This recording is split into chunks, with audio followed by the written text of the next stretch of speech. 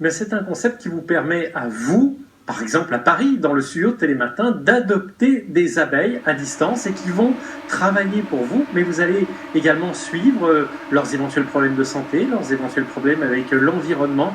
Et c'est très important parce que je retiens de tout ce que vous avez dit dans cette émission qu'il y a un avant et un après Covid, il y a une prise en compte des problématiques d'environnement. Et là, on est exactement là-dedans. On est dans des micro-initiatives qui intéressent de plus en plus de monde. Dans le cas des ruches connectées, c'est 10 000 personnes qui sont déjà abonnées. Alors, comment ça marche? Je vous propose tout de suite ce sujet qui, en quelque sorte, va nous donner des ailes.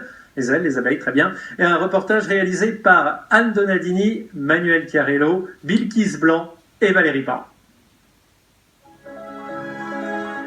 La précision des gestes, une grande force physique et la résistance à des piqûres quotidiennes. Être apiculteur, ça ne s'improvise pas.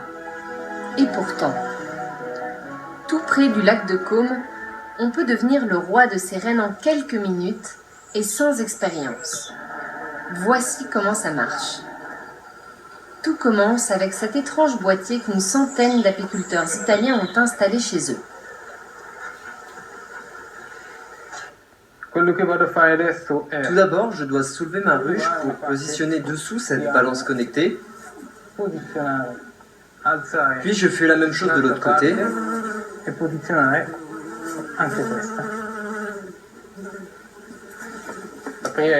Maintenant, j'ouvre ma ruche pour installer les capteurs à l'intérieur. Là, les abeilles sont toutes tranquilles. De l'électronique pour suivre en temps réel le moindre changement. Présence de pesticides, maladies, essaimage. La vie de la ruche est analysée avec précision.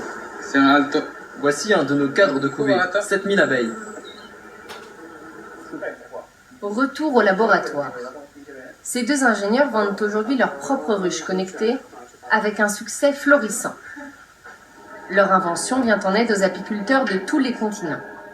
D'habitude, quand il y a un symptôme, surtout petit, l'apiculteur ne s'en rend pas compte immédiatement.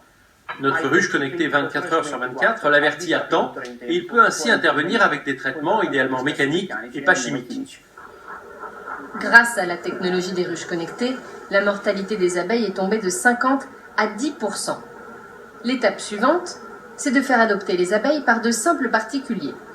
Pour cela, il faut d'abord choisir un apiculteur qui a installé ce système dans sa ruche. Les gens ont été très intéressés par notre projet car étant enfermés chez eux, ils ont eu peu de liberté. Ils étaient donc contraints à vivre la nature à travers Internet.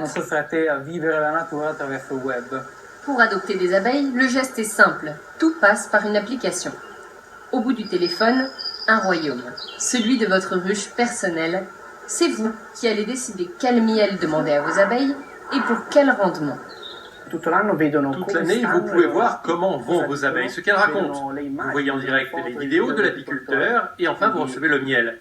Vous voyez leur poids, combien elles produisent, l'intensité du bourdonnement, mais aussi la température, l'humidité et tous les paramètres vitaux pour savoir si votre famille se porte bien. Aujourd'hui, le marché mondial du miel, c'est 150 milliards d'euros. Une consommation en augmentation, mais les abeilles sont de moins en moins nombreuses, moins 40% en 20 ans. Sauver les abeilles est donc une nécessité.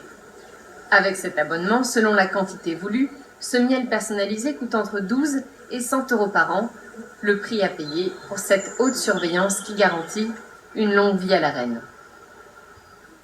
Très ingénieux. Alban, ils sont déjà 10 000, je crois, à avoir adopté une ruche en Italie, mais d'autres pays vont plus loin encore en faisant de la protection des abeilles une cause nationale, carrément.